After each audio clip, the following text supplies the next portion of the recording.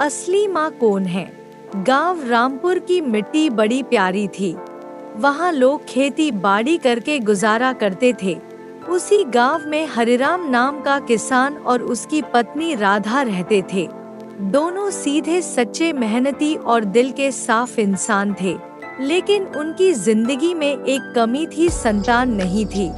राधा अक्सर मंदिर में प्रार्थना करती है, भगवान मुझे भी माँ बनने का सुख दे दो। सालों तक शादीशुदा जिंदगी बीत गई, लेकिन बच्चा नहीं हुआ। गांव के लोग ताने देते, राधा के भाग्य में माँ बनना नहीं लिखा।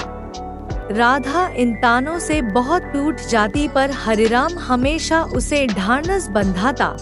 हरिराम कहता, राधा माँ बनने का एक ही रूप नहीं होता, ईश्वर कभी न कभी हमें राह जरूर दिखाएगा। एक सुबह गांव के मंदिर के बाहर लोगों ने बच्चे की रोने की आवाज सुनी। देखा तो कपड़े में लिपटा एक मासूम बच्चा पड़ा था। बच्चा ठंड से कांप रहा था और बेसहारा लग रहा था।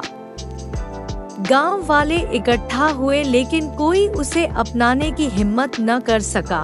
तभी राधा दौड़कर आई और बच्चे को अपनी गोद में उठा लिया।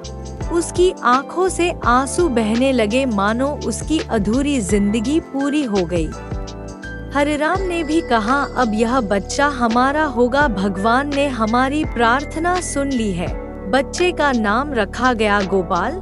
राधा ने उसके लिए अपनी जान लगा दी। वह रात रात भर जागकर उसे दूध पिलाती। जब गोपाल बीमार पड़ता तो खुद भूखी रहकर भी पहले उसका इलाज करवाती। धीरे धीरे गोपाल ने चलना, बोलना और खेलना शुरू कर दिया। गांव के लोग कहते, राधा तो सचमुच माँ बन गई, इसने बच्चे की परवरिश दिल से की है। गोपाल बड़ा होकर पढ़ाई में भी अच्छा निकला और संस्कारी भी रहा। लगभग 10 साल बाद गांव में एक औरत आई, उसका नाम था सविता। उसने दावा किया, यह गोपाल मेरा बेटा है। मजबूरी में 10 साल पहले मुझे उसे छोड़ना पड़ा था। यह सुनते ही पूरे गांव में हलचल मच गई। लोग पूछने लगे, अब गोपाल किसका है, जिसने जन्म दिया या जिसने पाला? राधा का दिल टूटने लगा, क्या मेरी ममता बेकार थी? हरिराम भी बहुत परेशान हो गया। गांव के मुखिया ने पंचायत बुलाई। दोनों औरतें सामने आईं, राधा और सविता। सविता बोली, गोपाल मेरा खून है, मैंने जन्म दिया है। राधा बोली, मैंने इसे पाला है, इसके लिए अपना जीवन लगा दिया है। गांव वाले उलझन में पड़ गए, कौन असली माँ है? मुखिया ने सोचकर एक अजीब परीक्षा रखी। उसने कहा, अगर दोनों माँ हैं, तो हम बच्चे को बराबर बांट देंगे। यह सुनकर सब दंग रह गए। राधा चीख उठी, नहीं, चाहे मेरा हक छीन लो पर बच्चे की जान मत लेना। इसे चाहे सविता को दे दो, पर इसे चोट मत पहुंचाना। सविता चुप रही, उसने कुछ नहीं कहा। मुखिया ने तुरंत फैसला सुनाया, जिस औरत ने बच्चे की जान बचाने के लिए अपना हक छोड़ दिया, वही असली माँ है। सारे गांव ने तालियां बजाईं और कहा, राधा ही गोपाल की असली माँ है।